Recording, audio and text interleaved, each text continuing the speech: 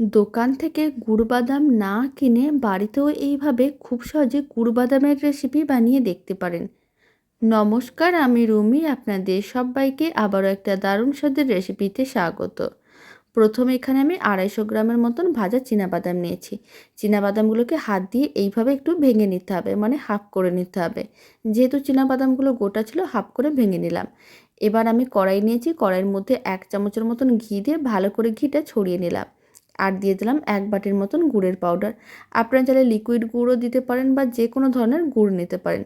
খুব ভালো করে মিশিয়ে 5 মিনিট এইভাবে লো ফ্লেমে রেখে দিতে হবে। আপনারা দেখুন গুড়টা মেল্ট হয়ে গেছে।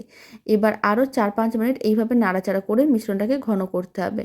এবার একটু চেক করে দেখে নেবো। ঠান্ডা জলে কিছুটা পরিমাণ মিশ্রণ দিয়ে চেক করে দেখে নিলাম। আপনারা দেখুন দলা পাকিয়ে গেছে। এই সময় সমস্ত ভাজা চীনাবাদামগুলো দিয়ে দিতে হবে। ফ্লেমটা লোতে রেখে খুব ভালো করে মিশিয়ে নিতে হবে। খুব ভালো করে মেশানো হয়ে গেছে। এবার ফ্লেমটা অফ করে দিচ্ছি। প্রায় 3 মিনিটের মতন নাড়াচাড়া করে নিয়েছিলাম। এখন একটা থালার মধ্যে অল্প একটু ঘি ব্রাশ করে নিয়েছিলাম, তারপরে পুরো মিশ্রণটাই দিয়ে দিলাম। এখন খুব ভালো করে চারিদিকে ছড়িয়ে নিতে হবে। মিশ্রণটাকে খুব ভালো করে ছড়িয়ে তারপরে একটু বাটার পেপার দিয়ে বেলনি দিয়ে বেলে নিতে হবে, মানে ভালো করে চ্যাপটা করে নিতে হবে। তারপর ঠান্ডা করে নিতে হবে। ঠান্ডা করে দেখাচ্ছি। ঠান্ডা করে নেওয়ার পরে এরকমই চৌকো পিসে কেটে নিতে হবে, তাহলেই রেডি হয়ে যাবে দারুণ স্বাদের গুড় বাদাম।